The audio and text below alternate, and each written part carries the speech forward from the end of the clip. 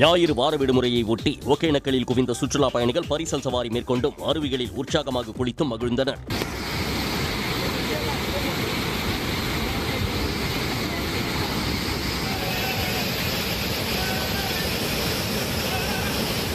பரிசல் சவாரி மூலம் இயற்கையாக கொட்டும் அருவிகளை ரசித்தும் பின்பு ஆயில் மசாஜ் செய்து கொண்ட பொதுமக்கள் வண்ண மீன் காட்சியகம், முதலை பண்ணை, பூங்கா உள்ளிட்ட இடங்களை கண்டு மகிழ்ந்தனர். மாமல்லபுரம் அருகே உள்ள ஆண்டிக்குப்பம் கிராமத்தில் ஸ்ரீ நவநீத கிருஷ்ண பெருமாள் கோயிலில் புரட்டாசி திருவிழாவை முன்னிட்டு உரியடி திருவிழா மற்றும் வெண்ணெய் தடவிய வாழை மரம் ஏறுதல் போட்டி நடத்தப்பட்டது. இதில் வாழை மரத்தின் உச்சியில் கட்டப்பட்டிருந்த பணமுடிப்பை எடுக்க இளைஞர்கள் போட்டி போட்டனர். ஆனால் பெரும்பாலானோர் பழிக்கு கீழே விழுந்து ஏமாற்றம் அடைந்தனர்.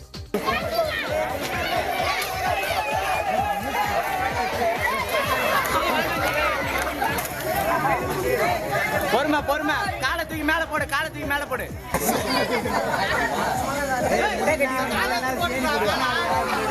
இறுதியில் சுரேஷ் என்பவர் உச்சிக்கு சென்று பணமுடிப்பை எடுத்து வெற்றி பெற்றார். பின்னர் உரியடி நிகழ்ச்சியும் நவநீத கிருஷ்ண சுவாமிக்கு திருவீதி உலாவும் நடந்தது. திருவண்ணாமலை மாவட்டம் ஆரணியில் நடைபெற்ற பாஜக பொதுக்கூட்டத்தில் பேச்சாளர்கள் பேசிக் கொண்டிருக்கும் போதே பொதுமக்கள் கலைந்து சென்றதால் பாஜக நிர்வாகிகள் அதிர்ச்சியடைந்தனர். ஆரணி டவுன் அண்ணா சிலை பகுதியில் பாஜக சார்பில் ஜிஎஸ்டி விலக்க பொதுக்கூட்டம் நடத்தப்பட்டது. அப்போது பேச்சாளர்கள் பேசிக் கொண்டிருந்த போதே பெரும்பாலான மக்கள் கலைந்து சென்றனர். இதனால் கூட்டத்திற்காக போடப்பட்ட நாற்காலிகள் காலியாக காட்சியளித்தன. திரு நரசிங்க பெருமாள் மாநில பொதுச் செயலாளர்களும் பொருளாளர்களும் மண்டல தலைவர்களும் அழைப்பு.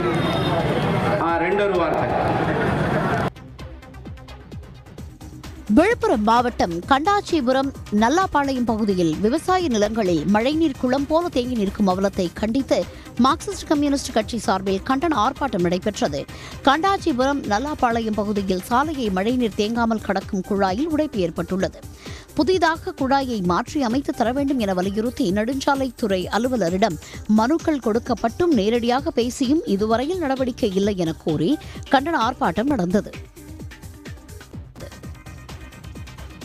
பாஜகவும் ஆர்எஸ்எஸும் தான் விஜயை அரசியலில் இறக்கி சிக்க வைத்துள்ளதாக ஆதித்தமிழர் பேரவை நிறுவன தலைவர் அதியமான் தெரிவித்துள்ளார். கோவையில் செய்தியாளர்களை சந்தித்த அதியமான், கரூர் கூட்டத்தை நடத்தியவர்கள் பாதிக்கப்பட்ட மக்களுக்கு ஆறுதல் கூட சொல்லாமல் ஓடி ஒளிந்து விட்டதாகவும் குற்றம் சாட்டியுள்ளார். விஜயை கைது செய்யவும் அவர் வலியுறுத்தியுள்ளார். நம்பர் 1 அக்யூஸ்டா விஜயை சேர்த்து அவரை கைது செய்ய இந்த அரசு தயங்கக்கூடாது. இந்த அரசு தயங்க டிரைவர் மேலெல்லாம் கூட இப்போ வழக்கு நேற்று போட்டிருக்காங்க. காரைக்கால் மீன்பிடி துறைமுகத்தை விரிவாக்கம் செய்யும் பணிக்கு எதிர்ப்பு தெரிவித்து கருக்கலாச்சேரி மீனவ கிராமத்தினர் வீடுகளில் கருப்பு கொடி கட்டி எதிர்ப்பு தெரிவித்தனர். இதனால் கிராமத்தில் சுற்றுச்சூழல், போக்குவரத்து பாதிப்பு உள்ளிட்ட பிரச்சனைகள் ஏற்படும் என்பது கிராம மக்களின் கவலையாக இருக்கிறது. எனவே விரிவாக்கத்தை வேறு பகுதிக்கு மாற்றக் கோரி 200க்கும் மேற்பட்டோர் புதுச்சேரி அரசை வலியுறுத்தி ஆர்ப்பாட்டம் நடத்தினர்.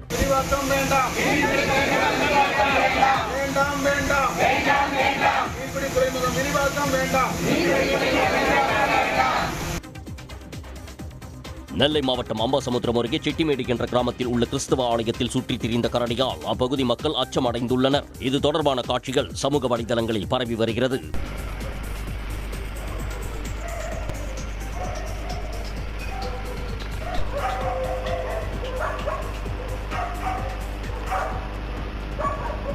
கரடியை விரட்ட வனத்துறையினர் விரைந்து நடவடிக்கை எடுக்க வேண்டும் என மலை அடிவார மக்கள் கோரிக்கை விடுத்துள்ளனர். நாமக்கல் மாவட்டம் பள்ளிப்பாளையத்தில் காவிரி ஆற்றின் குறுக்கே கட்டப்பட்டுள்ள பழமையான பாலத்தை அதிகாரிகள் பரிசலில் சென்று ஆய்வு செய்தனர். இது வழக்கமான ஆய்வுப் பணிதான் என்று அவர்கள் தெரிவித்தனர்.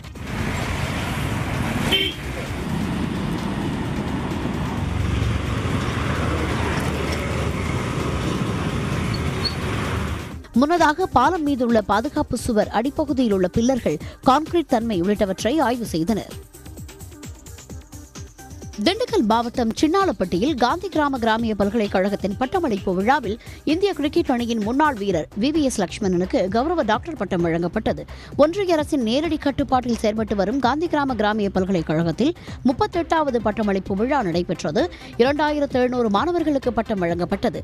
அதில் VVS லட்சுமணனுக்கு கௌரவ டாக்டர் பட்டம் வழங்கப்பட்டது.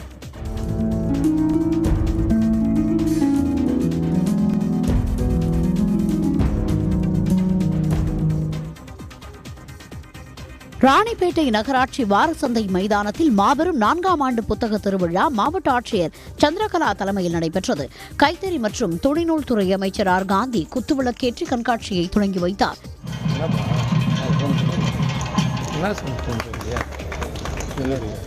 10 நாட்கள் நடைபெறவுள்ள புத்தக திருவிழாவில் 60க்கும் மேற்பட்ட புத்தக அரங்குகள் அமைக்கப்பட்டு பல்வேறு வகையான நூட்கள் காட்சிக்கு வைக்கப்பட்டுள்ளன. திண்டுக்கல்லில் காந்தாரா படம் திரையிடப்பட்டுள்ள திரையரங்கில் ரசிகர் ஒருவர் காந்தாரா வேடம் அணிந்து நடனமாடியது அனைவரையும் கவர்ந்தது. ரிஷப் செட்டி இயக்கி நடித்துள்ள காந்தாரா அத்தியாயம் 1 திரைப்படம் கடந்த வியாழக்கிழமை வெளியானது. திண்டுக்கல் ராஜேந்திரா திரையரங்கில் திரைப்படத்தை காண வந்த ரசிகர் ஒருவர் காந்தாரா வேடம் அணிந்து நடனமாடினார். திண்டுக்கல் மாவட்டம் வத்தலகுண்டு அருகே ஜி. கல்லுப்பட்டி கிராமத்தில் மறைந்த வெள்ளைக்கார தாத்தாவிற்கு அவரது உருவ சிலையுடன் ஊர்வலம் நடத்தி முளைப்பார் எடுத்து வந்து நன்றி செலுத்திய கிராமத்து மக்களின் செயல் நிகழ்ச்சியை ஏற்படுத்தியுள்ளது.